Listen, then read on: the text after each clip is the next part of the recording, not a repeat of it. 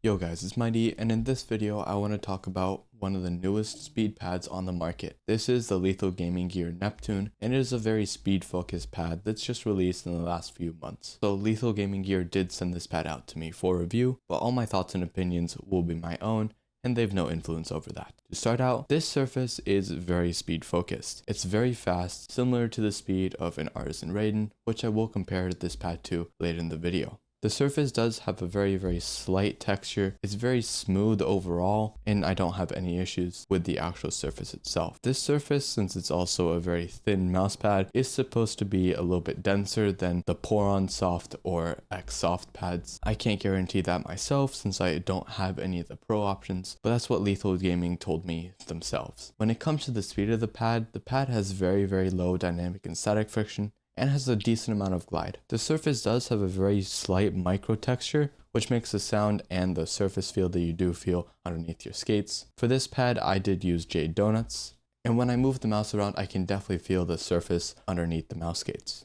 When it comes to the text themselves, in the bottom right, the text is raised above surface level, so you can definitely feel the text when you run your mouse over it, and it is quite annoying when you do so. The stitching of this pad is very thin. It's about surface level, maybe very slightly below surface level. I didn't have any issue with my arm or any sleeve running against it. Sleeves also don't have a problem at all with this surface. I did use two main sleeves, the wallhack sleeve as well as the TJ exclusive sleeve, and I didn't have any issues with either of them catching at all on this mousepad, and it was a very consistent glide. Now coming over to what I really just dislike about this pad and what mainly ruined this pad for me. First off, this pad did come in a round packaging like this.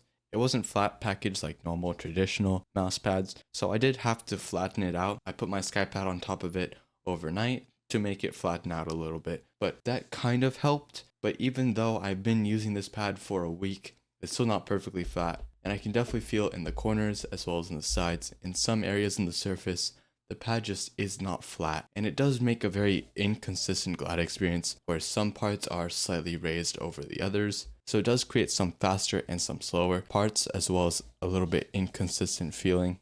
Another big issue of this pad, and the reason why it came rolled up, is because the base it uses. This base is a Japanese rubber foam base, and it does not stick at all whatsoever to my desk. This pad, no matter how long I have it on my desk, it will slide around. It turns when I use it in game. I can't move it at all. Like even with one finger, you can see like lightly rubbing against the pad, it moves around.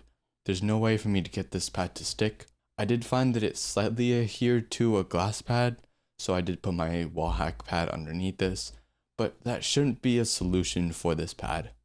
When this pad does cost $35 and you can get something like a Speed V2 for a very similar price, I don't see how they can't put an alpha cell base or a similar base on this pad. And I think because of this base, this pad also just does not flatten out at all. One good thing about this base is that the pad is very light. It's the lightest pad I own by far, and it's almost as light, if not as light, as a traditional mouse. So that just puts it in perspective. This pad is literally weightless. Also, the surface of this pad is very traditional. There's nothing really interesting or innovating about this surface that makes it stand out from any other speed pad. It's very similar to the surface of an Artisan Raiden, which the Raiden does do better in a lot of different ways.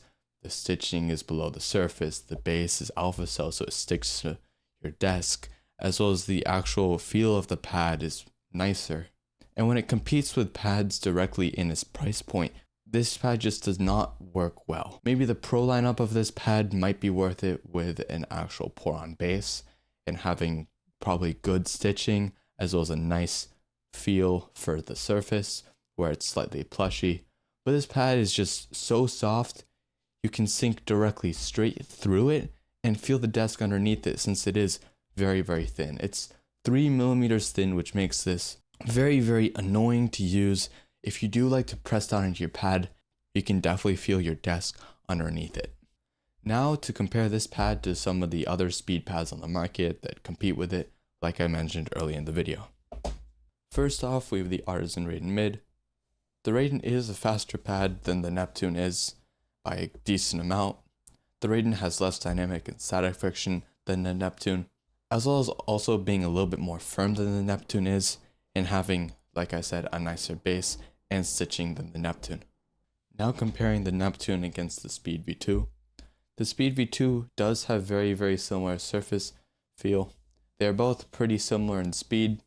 Dynamic and static friction match up pretty well on both of them. The Speed V2 is slightly plushier than the Neptune is, as well as being thicker and having a nicer base than the Neptune. So overall, these two pads are pretty similar in their actual surface feel. When it comes to actual performance of the pads, they are quite different. Both of these pads are the same price. They're both $35. And I do think that overall, the Speed V2 is just a better pad in general.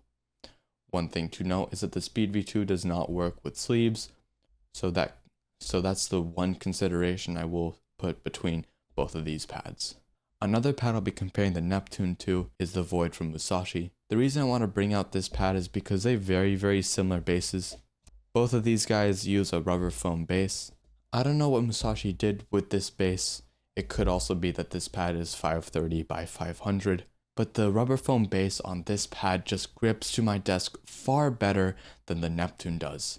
The Neptune just does not stick at all, but with the Void, I didn't have any issues with it moving on me at all in game and while I was using it. If Lethal Gaming Gear could fix this issue with the pad sliding around, I do think that the Neptune would be a very good speed pad. I am hesitant to try out the normal Saturn from Lethal Gaming since they do have a very similar base. I think if they can fix this base and make it a little bit more grippy, more similar to the Void, I think both the non-pro versions of the Neptune and the Saturn would be worth it. So just my overall thoughts on this pad. I really didn't enjoy playing on it. I didn't feel like there was anything special about it. And just the issues that I had with the base, with it not being flat on my desk, and all the other issues that I've had with it, I just don't think this pad is worth it. When there's pads like the Speed V2 that comes flat package that has a good alpha cell base, that has a nice glide, nice surface feel, as well as not being just a black rectangle, I do think that pad's more worth it. That's all for my thoughts and opinions on the Neptune itself. I really just don't think this pad's worth it for the average consumer. If you do like a speed pad that's thin, I don't think this is for you just because it doesn't have the feel, it just doesn't have the feeling of a mid firm pad that you would expect from a 3mm pad. If you aren't planning to use a sleeve on this pad, I would really suggest looking into getting the Speed V2 from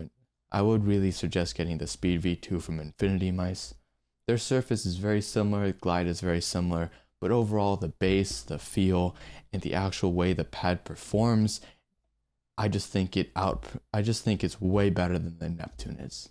Like I said earlier with the Void comparison, if they can fix this base, this pad would be amazing. Until then, I just cannot recommend it. Thank you guys so much for watching.